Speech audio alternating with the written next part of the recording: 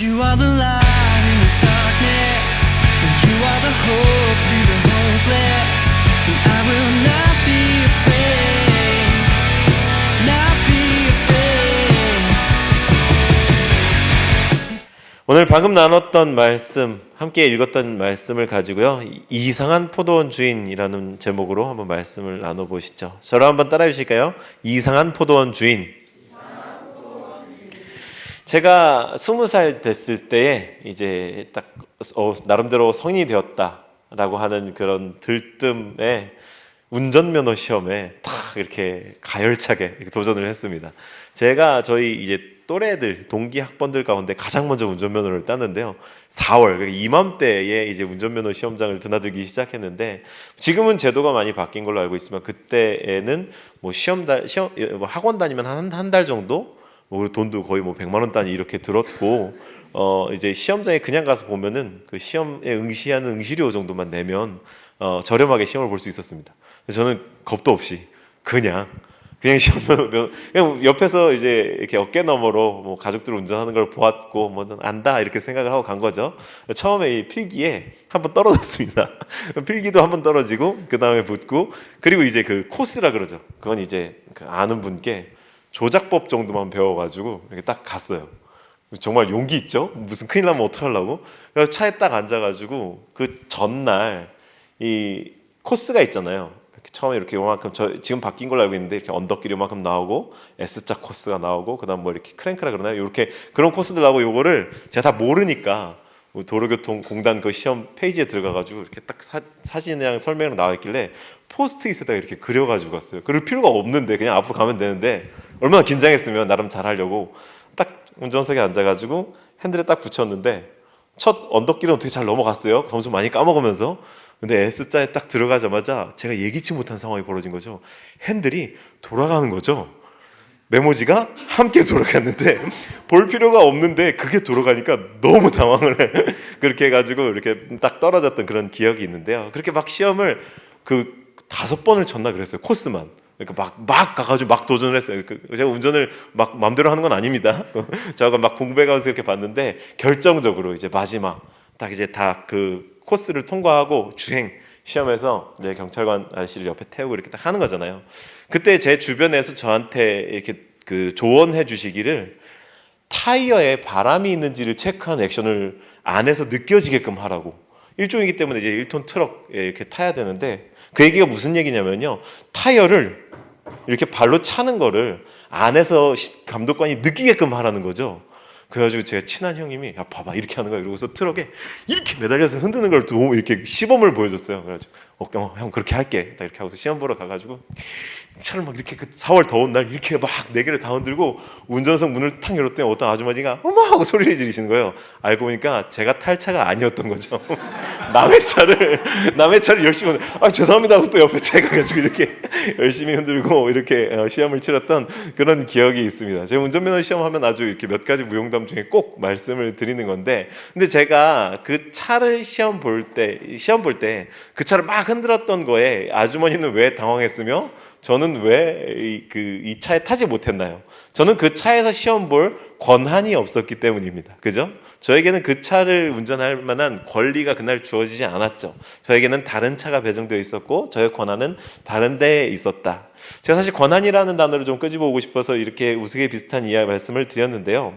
본문에요, 예수님은요 마치 자기가 당신께서 이 성전에 드나드는 사람들에 대해서 모종의 권리를 가진 것처럼 행동하십니다. 그래서 그분의 행동을 불편하게 여긴 대제사장, 서기관, 장로들이 찾아가가지고 당신이 무슨 권세로 이런 일을 하고 있습니까? 라고 문제가 제기되죠. 그들은 말합니다. 누구의 권세로, 누가 부여한 권한으로 이런 일을 합니까?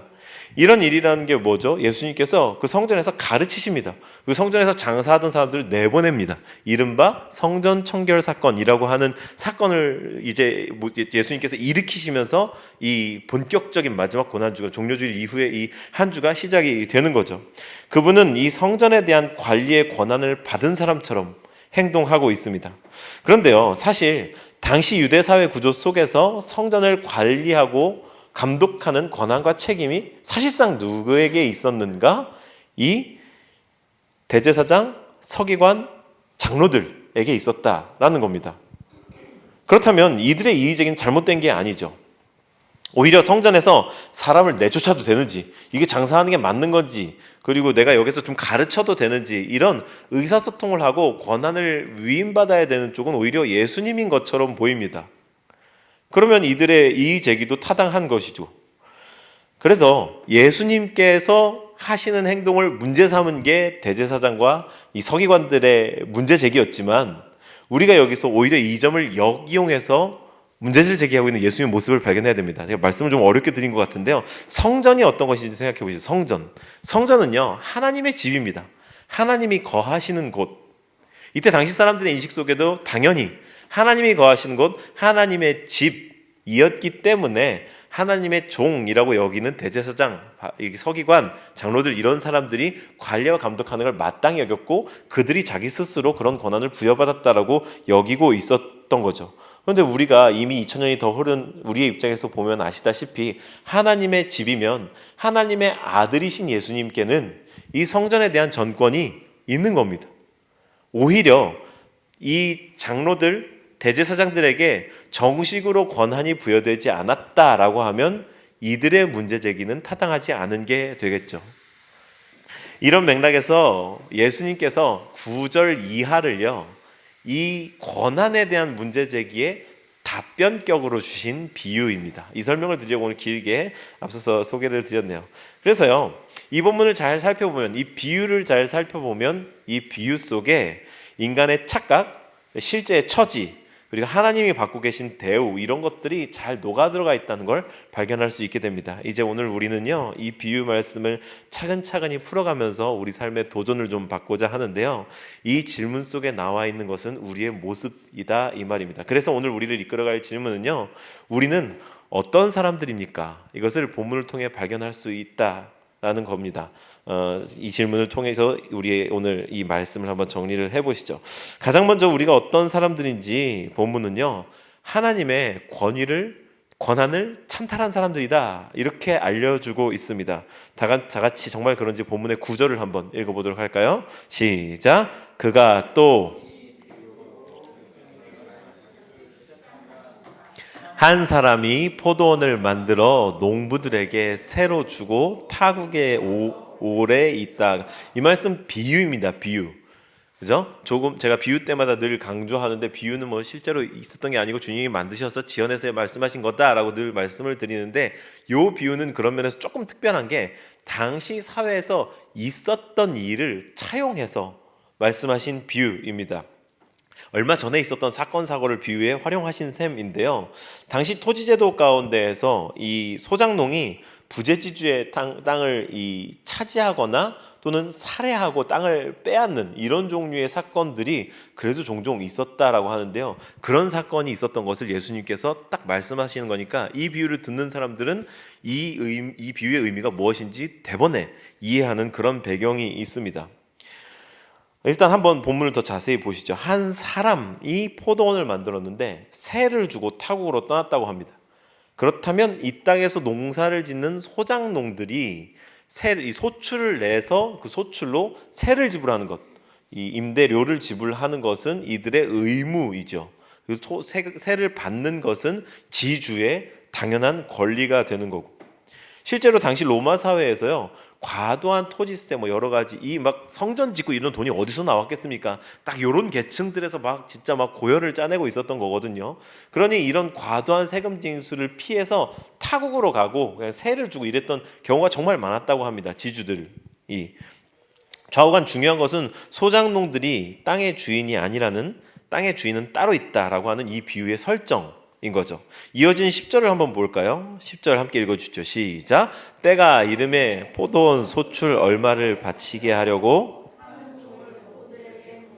농부들이 종을 몹시 때리고 거저 보내었거든요. 이 비유가 시작되면서부터요, 주님께서는요, 이 각 역할의 설정을 통해서 상호간에 어떤 존중, 의무, 권리가 있어야 하는지를 딱 세팅해놓고 시작을 하셨습니다.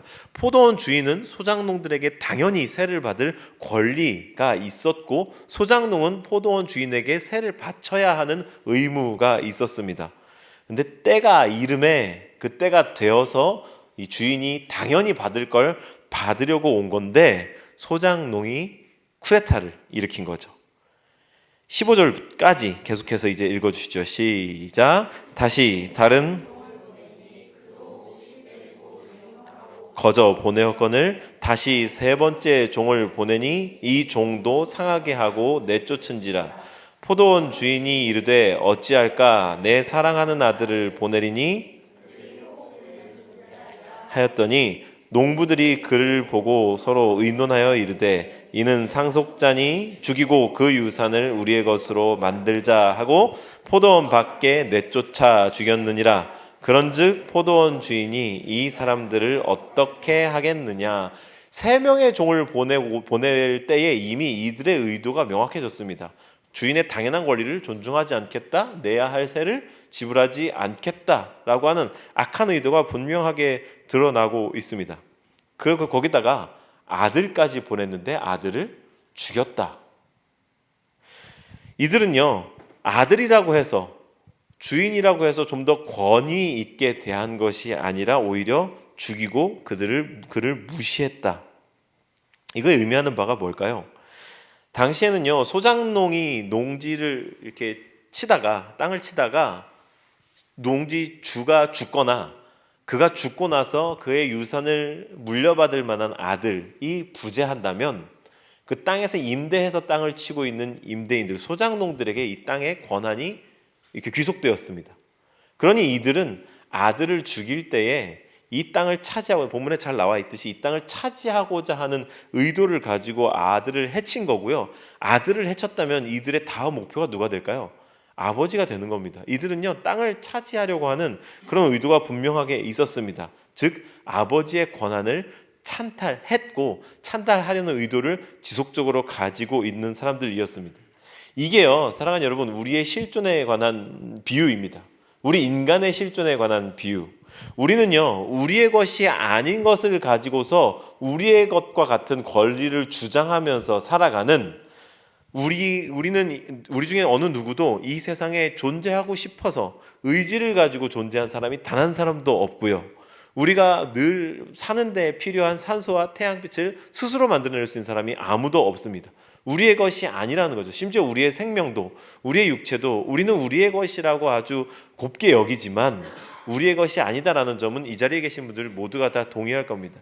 거기에 대해서 그럼 정말 권한이 누가 있는가? 즉 땅과 같은 우리의 삶, 우리의 몸, 우리의 인생이 정말 누구에게 귀속되어 있던 것이냐?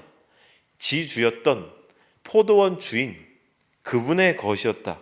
그런데 우리가 그분의 권리를 우리의 삶 가운데서 지워버리고 그분의 권한을 찬탈하여서 우리의 것인 것처럼 여기고 살아가는 것, 우리 인생의 실존이다. 본문은 그걸 보여주고 있습니다. 즉 우리는 착한 사람들이 아니라는 겁니다. 우리는 스스로를 굉장히 선량한 시민, 착한 사람들, 적어도 법규를 위반하지 않고 살아가는 좋은 사람들로 생각하는데요. 아닙니다. 우리는 존재론적으로 악인입니다. 우리를 잊게 하신, 또 우리에 대해 원래 정말 참된 권한을 갖고 계신 아버지의 권한을 찬탈한, 토지 지주의 권한을 찬탈한 쿠데타를 일으킨 사람들인 겁니다. 이것은요, 여전히 진행되고 있는 현재 진행형의 범죄입니다. 우리가 이런 사람들입니다. 두 번째로 본문은요, 우리가 하나님의 뜻을 알매도 불구하고 거부하고 있는 사람들이라는 것을 보여줍니다. 하나님의 뜻을 알매도 불구하고 거부하고 있는 사람들. 한번 읽어주실까요? 시작. 하나님의 뜻을 알매도 불구하고 거부하고 있는 사람들이다. 정말 그런지 우리 10절을 한 번만 더 볼까요?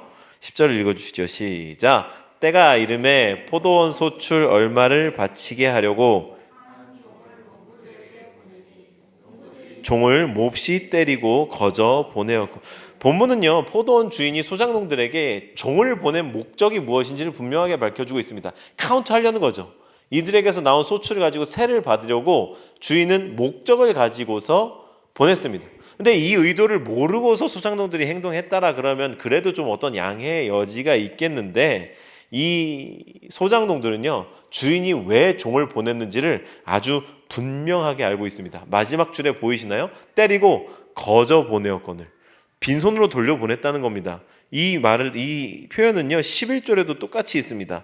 다시 다른 종을 보내니 그도 몹시 때리고 능욕하고 거저 보내었거늘. 빈손으로 돌려보낸 겁니다. 분명히 이 지주가 돈을 받으려고, 이 소출에 대한 세를 받으려고 보낸 것을 알았음에도 불구하고 빈손으로 돌려보낸 거죠.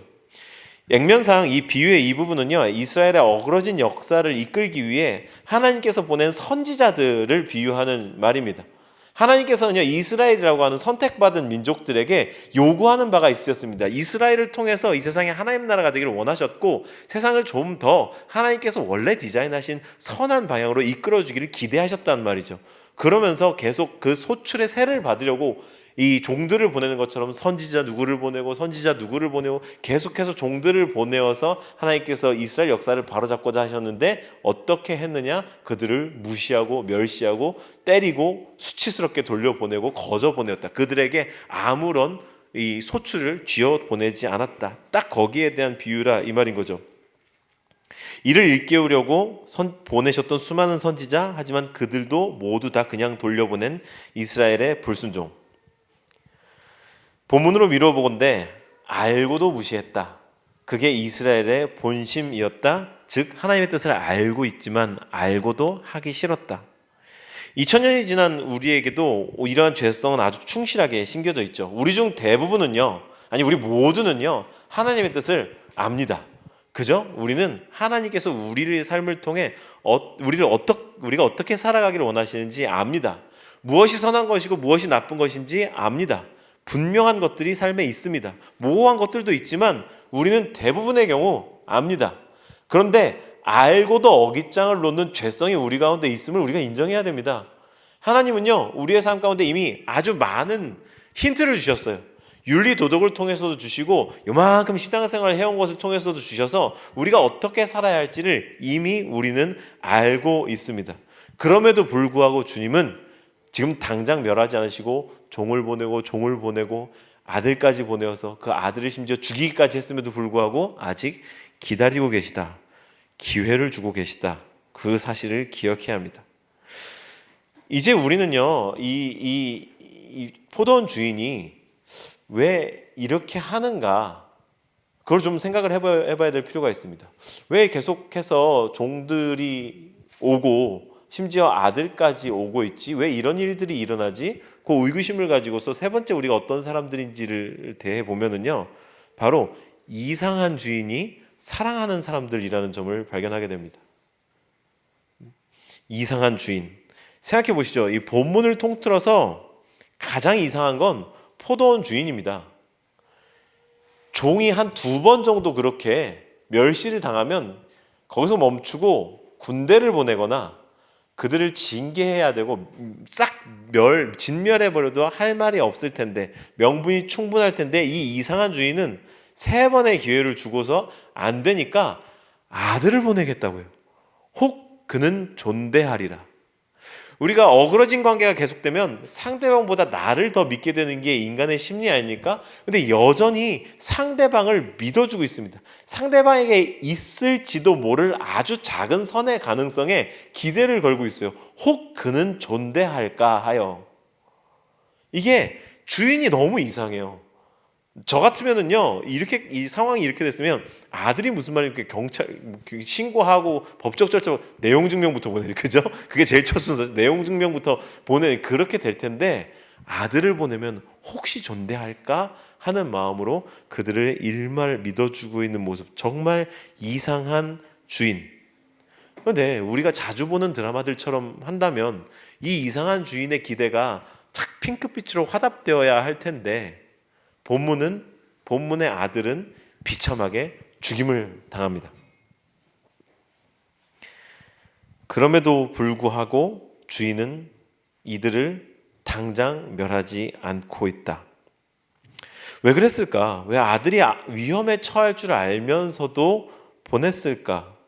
우리가 얻을 수 있는 결론은 단 한 가지입니다. 앞서서 말씀드린 주인이 이상하다는 것 말고, 아들을 줄 만큼 그들을 사랑하기 때문에, 아들을 줄 만큼 그들을 사랑하기 때문에, 그들이 돌이켜서 주인의 뜻을 따르기를 바랬기 때문에, 비유를 굳이 나누자면 13절까지는 본문을 기준으로 이미 일어난 사건입니다. 그죠? 예수님이 이 비유를 말씀하실 때까지 이 앞선 선지자들이 막 오고 그럼에도 이스라엘이 불순종했다라는 것이 일어났고 아들을 보낸 것까지가 이 비유에는 누가 봐도 예수님에 대한 이야기 아닙니까?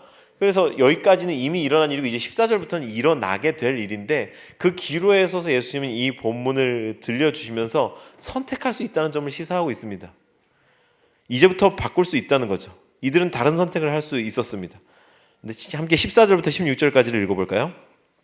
14절부터 16절까지 시작. 농부들이 그를 보고 서로 의논하여 이르되 이는 상속자니 죽이고 그 유산을 우리의 것으로 만들자 하고 포도원 밖에 그런즉 포도원 주인이 이 사람들을 어떻게 하겠느냐 와서 그 농부들을 진멸하고 포도원을 다른 사람들에게 주리라 하시니 사람들이 듣고 이르되 그렇게 되지 말아지이다 하거늘. 상속자인 아들을 죽였다면 적어도 겉으로는 땅을 차지할 명분이 생길 수는 있겠는데 과연 그게 좋은 방법인가, 현명한 방법인가? 절대로 그렇지 않다는 걸 우리가 잘 압니다. 당연히 주인이 와서 본문대로 이들을 진멸하고 포도원을 딴 사람에게 다시 세를 붙일 겁니다. 하지만 예수님의 비유에 의해 이 비유에 대해서 서기관 대제사장들은 심드렁하게 대답하는데요. 여기 표현이 좀 애매하죠. 그렇게 되지 말아지이다 이렇게 되어 있는데요. 오타가 좀 난 것 같네요. 그렇게 되지 말아지이다. 이게 좀 쉬운 말로 바꾸자면요. 그렇게 돼서는 안 되겠죠. 뭐 그렇게 안 되길 바랍니다.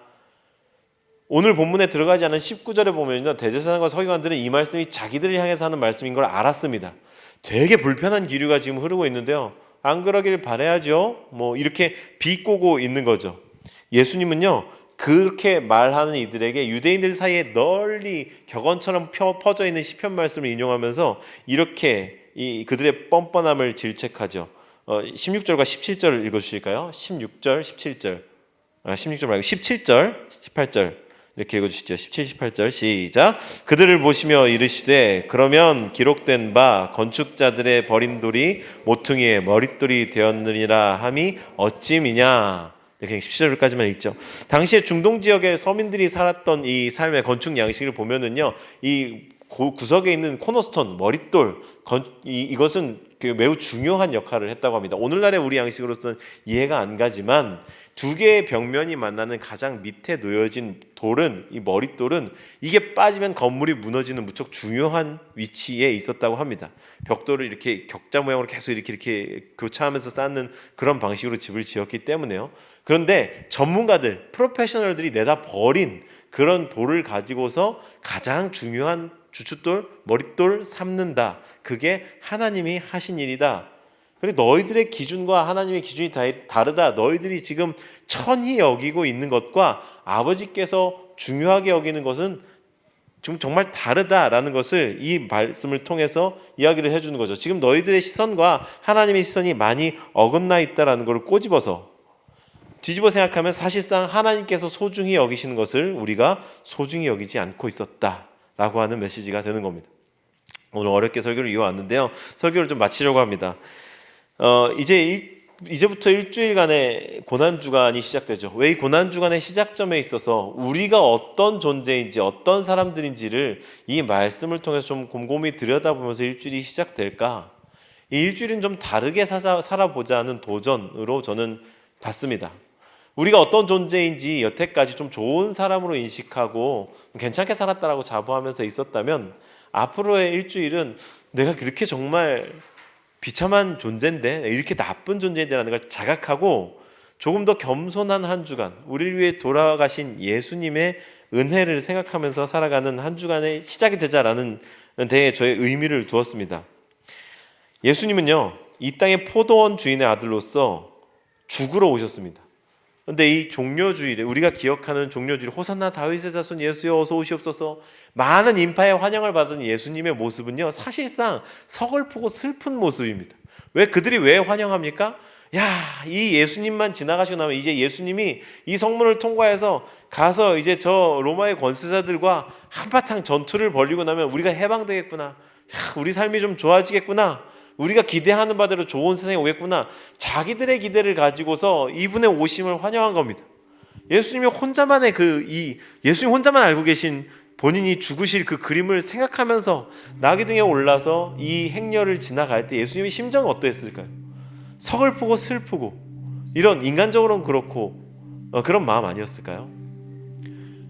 사람들은 다윗의 자손 예수여 어서 오시옵소서 환호하고 막 종려나무 가지를 흔들어대면서 자기들의 옷을 깔고 그렇게 환영을 하는데 그 환영을 받고 있는 예수님의 어딘가 착잡하고 슬픈 모습, 어쩌면 우리의 그 신앙생활 가운데에도 우리가 기대하는 신앙생활의 윤택함과 멋진 모습, 사실상 예수님께서 부르시는 하나님 나라 백성의 모습 사이에는 엄청난 간극이 있는지도 모르겠습니다. 왜? 우리는 하나님의 은혜로 우린 구원받았어, 우리 이제 구원받은 삶이야, 천국 갈 거야, 이런 해피하고 이게 핑크핑크한 기대만 가지고서 신앙생활을 하는데, 아니 네가 어떤 존재인지를 먼저 직면해. 너는 아버지의 권한을, 토지, 이 지주의 권한을 찬탈한 사람들이야. 나쁜 사람들이라니까. 너희들은 교정받아야 되는 사람들이고 너희들은 하나님의 뜻을 알고 있음에도 불구하고 거부하는 사람들이라니까. 그런데 너희들을 이상한 주인이 사랑하고 있어. 이러한 우리의 시각과 너무나도 다른 우리의 현존, 실존을 이해해야 된다는 거죠. 우리의 일주일은 어떠해야 할까요? 이 이상한 포도원 주인의 사랑을, 대신 죽은 아들의 고난과 사랑을 묵상하는 일주일이 되자고 이 일주일을 제안합니다. 우리가 개척하고서 매년 저녁마다 이 고난주간 저녁마다 저녁 기도회 열어왔던 거 아시죠? 제가 지난주에 너무 중요한 광고인데 구두로 광고하는 걸 까먹는 그런 실수를 범했는데, 이 일주일 여러분 우리가 매일같이 새벽 예배를 열어놓거나 이런 교회도 아니어서 여러분들의 신앙의 어떤 루틴과 이런 데 어떤 긍정적 영향을 끼치고 있는지 사실상 저는 좀 이렇게 송구한 마음이 있습니다. 그래서 1년에 딱 한 번 요 고난주간 기간만이라도 삶의 정황이 허락된다면 저녁 시간을 활용해서 7시 반부터 8시 반까지 1시간 동안 우리가 모여서 매일의 큐티 말씀을 조금 더 깊이 나누고 그리고 기도하는 경건한 한 주간을 삼아보자라고 하는 취지로 이 매년 고난주간의 저녁 기도회를 여는데요. 이 올해도 마찬가지입니다. 내일부터 일주일 동안 금요일까지 시작될 거고요. 금요일은 주의 만찬을 같이 나누는 그런 날로 가질 텐데, 우리의 신앙은 우리의 삶의 실천 그리고 삶에서 우리가 행하는 행동들과 절대로 무관하지 않죠.